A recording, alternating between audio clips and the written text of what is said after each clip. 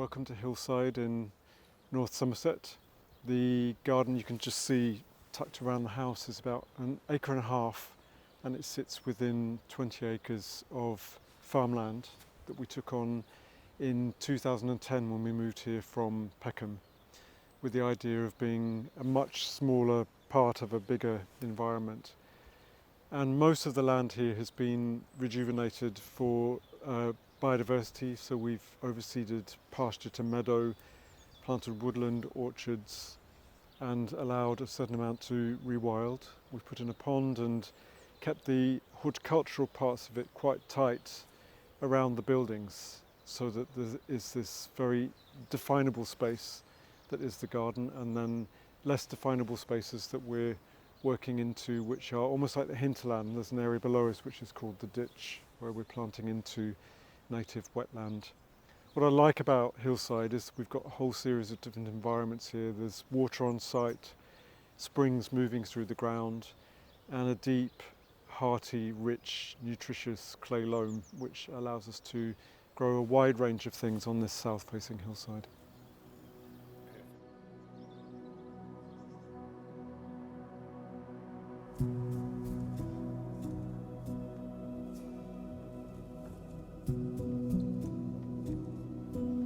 In the first 6 years of being here, I set up a series of stock beds to start experimenting with plants to see what would suit this ground. So I extended the farmer's small vegetable garden on this side, and literally had rows of plants that were starting to set out my stall for what would be good here, what would suit the ground, what would feel right, what was good for the biodiversity. And that established a palette of plants which has then become this garden. And in 2015 we started some work on the house, which enabled us to regrade the ground on the other side of the house to make the vegetable garden, which then in turn in the following year allowed us to liberate the area here to put in the paths and to start to make the framework of this garden. The stock beds were moved, things were moved on, and I kept certain plants to be part of this garden and planted a framework of trees, not to plant out the views, they are everything here, but to help to provide a little bit of an ecosystem for this garden and places for the eye to rest in a matrix of perennials, which then took up the rest of the space. So the idea with this garden really is that it is a very seasonal thing. The planting tends to pick up when the meadows go over in June, so it has a quiet start to the beginning of the year, and then it becomes the focus of attention when we come back in from the landscape and spend less time in the meadows. And now at this time of the year it continues to grow and perform into the autumn, and has a really wonderful moment really in the autumn when everything in the landscape around is feeling very relaxed, and it then really comes into its own.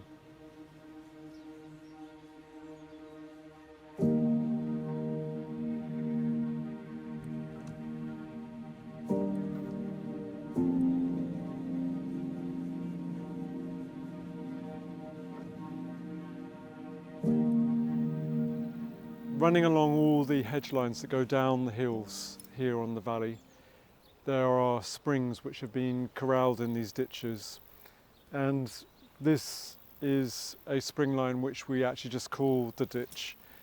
And when we came it was full of brambles and overgrown hedge, and we started to clear the bramble, and underneath the bramble there were these incredible communities of primroses and ragged robin and things which had survived the grazing. So I put up these two fences which are about 10 to 20 metres on either side of the water, and then let the environment regrow, and we trim this at the end of the winter once a year, and that's the only maintenance that this gets.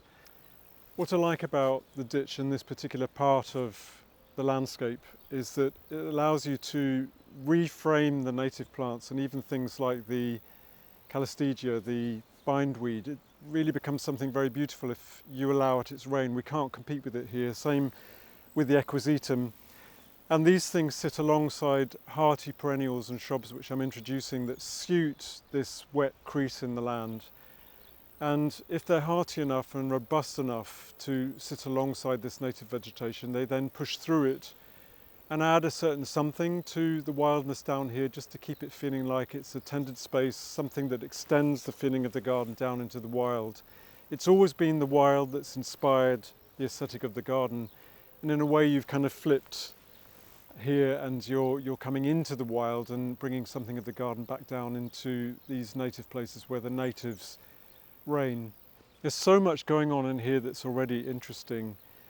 The horsetail, for instance, which is completely the dominant thing in this wet crease, you certainly couldn't compete with that, but I've chosen things which can sit alongside it and are happy to compete to a degree and feel part of this environment, such as the Sambucus canadensis maxima behind me, and various things like this Cirsium tuberosum, which is a rare British native which likes to live in damp conditions. So it's all about choosing plants for this habitat which suit it. And there are all these springs that come into this wet crease that allow me to grow a whole range of things which I can't grow in the main garden.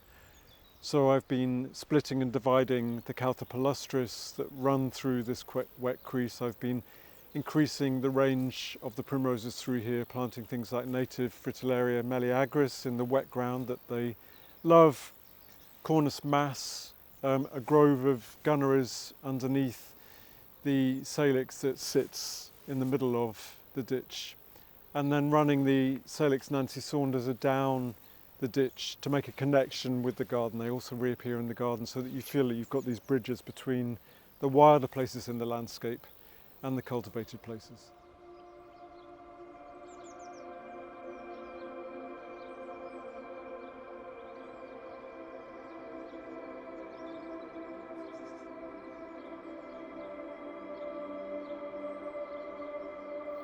I always knew I wanted to make a pond at Hillside and to create a body of still water. As soon as you add still water to a site, you always increase the biodiversity tenfold. We're very lucky in having water, moving water that runs down the hill in the springs that run down, and then there's a stream that runs along in the woodland. So that provides us one environment, but the still body of water was something that was very different. It brings the sky to the earth in terms of aesthetics, so you get that lovely reflective quality, and allows us to have a place at the bottom of the hill that has its own gravity. It pulls you to it and then holds you there as this very still lovely place at the bottom of the hill. So our process was to find somewhere that would allow a big enough body of water to sit on a sloping site. And this was one of the few fields where we had a small area of sloping, so less sloping ground at the bottom. The pond is about 30 metres by about 18 metres and about 1.5 metres deep. It would ideally be slightly deeper, but we've got the spring lines which prevent us from going any deeper. And then we made the pond by rolling a bentonite liner over the clay soil. The clay wasn't good enough to puddle it, it wasn't consistent enough. But the bentonite is a natural clay. It's suspended in a fabric sandwich that allows you to roll a natural material out rather than PVC to create and hold a body of water, to create a liner to hold the body of water. There are shelves on two sides to allow marginal plants, and then on the side we want to look into the water, which is from this side. It's much steeper, so there tends to be less marginal growth, and all the plants that we'll put back into the pond we'll put in as tiny little plugs, and everything we see in the pond is all native. So it just gives us that opportunity of increasing the range of native plants which live here, and then all the things that then come to those plants to be part of this environment. So the pond has been an enormous bonus to this site. It has its own gravitational pull and allows us to come to the bottom of the hill to get out of the wind and into the still, where there's a different atmosphere that we can enjoy and be part of. The pond is designed to be a completely natural habitat. And of course what happens when you create somewhere that is weighted towards the natural vegetation, you always get surprises. And year 2 of the pond, it's now in its 3rd summer, we started to get Elodea, the Canadian pondweed, coming in, which must have come in from the ducks that came down to the pond from a nearby pond on their feet. And that's just taken over and has become really the dominant oxygenating weed in the pond. And to a point you just have to accept that, because this is a habitat for not just us to look at, it's for what comes to be part of this. And we have damselflies and dragonflies and all those things which love to be part of this environment as a result of it being rich and layered. And you can see here now we're in late August and the pond planting is still looking absolutely wonderful, even though it's just using native material. So all these things were put in as small plugs into the mud in May, a late planting once the soil around the pond has warmed up. It tends to stay cold because of the water. And things grow incredibly fast once they get away into that warm mud. So the evolution of this pond has been really fast. We sowed a wetland wildflower mix around the outside to complement the plugs that I'd introduced. And then beyond that, a native wildflower mix which was chosen from the nearby valley, St Catherine's. And that allows us to take the wildflower meadow beyond the pond up the hill to nestle it into this environment. And then the eye can travel from the little pond house we made at the end, which faces east, so that takes in the morning light, and the moon that comes up over the hill and then reflects back down into the water at night time. So we've really got a space here which works on many levels. It allows us to be closer to nature, it allows nature to have the upper hand. It's a quiet place at the bottom of the hill where the wind often doesn't blow. And we are very happy to come down here and be part of this place.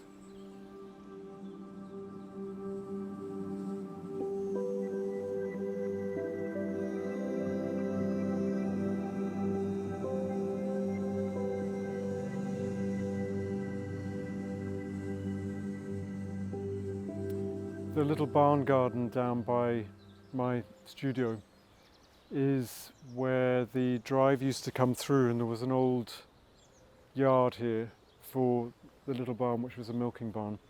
So this is all remains of concrete yard, and we broke the concrete up, which is underneath here, and then put over the top a new layer of shingle, in which I've planted into. And what holds this space is a giant trough at the back, which I moved here to try and give Hillside some sense of architecture. One of the things that we felt very strongly about was that the landscape should rule, and I wanted all my hard landscape interventions to be very minimal, so you didn't sort of feel them.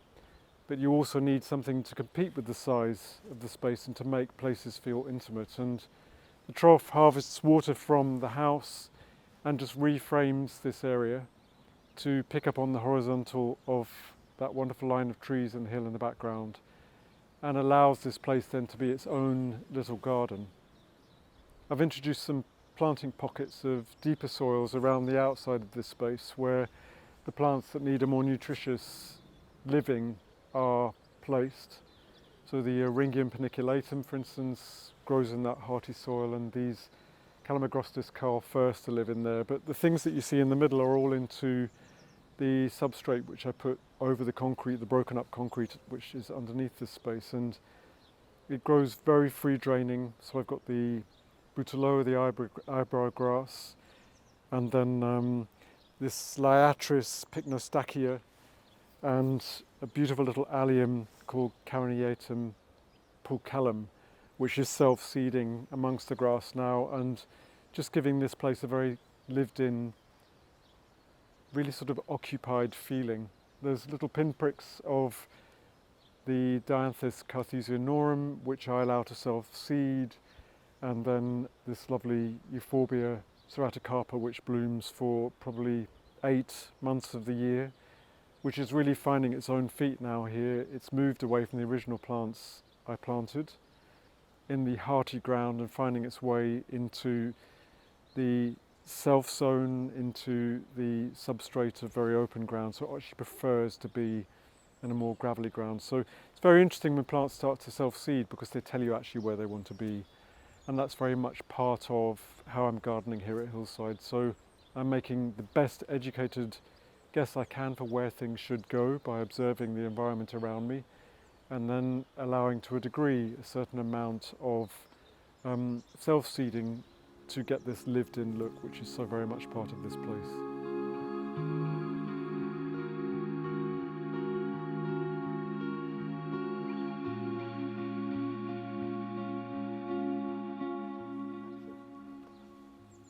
Alongside the house we've got a herb garden, which is easy access for all the things we use for the kitchen. And then I've planted a garden alongside that which feels connected to the herb garden and then allows us to make an easy segue into the kitchen garden, which is between two more troughs and then leads onto the barn garden and the sand garden beyond that. And in here we've got things which keep quite a lot of structure in the winter. We've got the Laurus nobilis angustifolia, and then in this tiny little bit of shelter, because there isn't much shelter here at Hillside, one of my favourite plants, the Tetrapanax papyrifer rex, which provides that wonderful drama and contrast to all these very fine plants in between. I'm a great fan of these Ferula communis, these giant fennels, which rise above culinary sages and calaminthas. And then I've let things like the bronze fennel self-seed amongst the lavenders to give it a naturalistic feeling as it goes off into the far and distant views.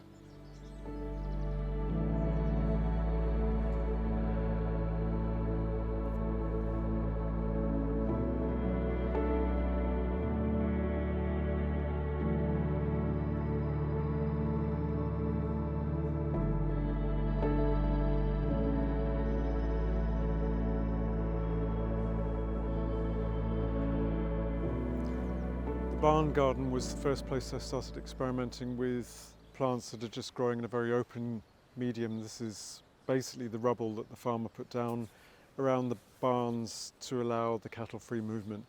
So I've planted directly into rubble, and these plants have then got through into the subsoil underneath that. And even our subsoil here at Hillside is rich, so things are still growing incredibly vigorously.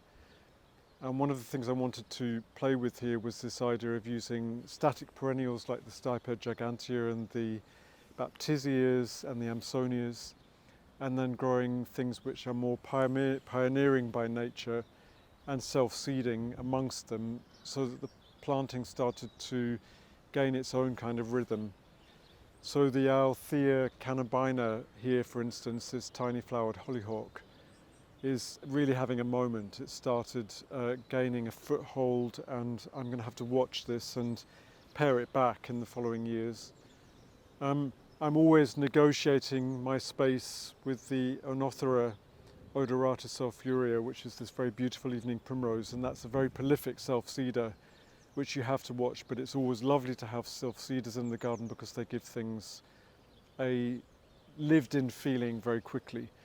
So this part of the garden, which I wanted to feel like the buildings have been inhabited by the garden, is really starting to feel like that. So Origanum self-seeding, Eryngium giganteum self-seeding, other hollyhocks, the Alcea rugosa, and then using some shrubs like the Ailanthus altissima purple dragon, which soars up above the planting, and I stool every sort of 3 years to get the new growth coming from the base.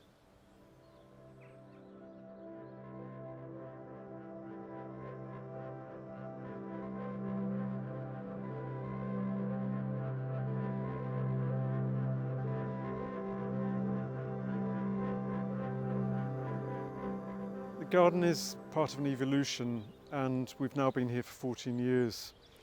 And just over 10 years ago, I started to plant the rubbly ground around the barns behind us with plants that I wanted to grow that wouldn't grow in our very hearty, nutritious, heavy loam.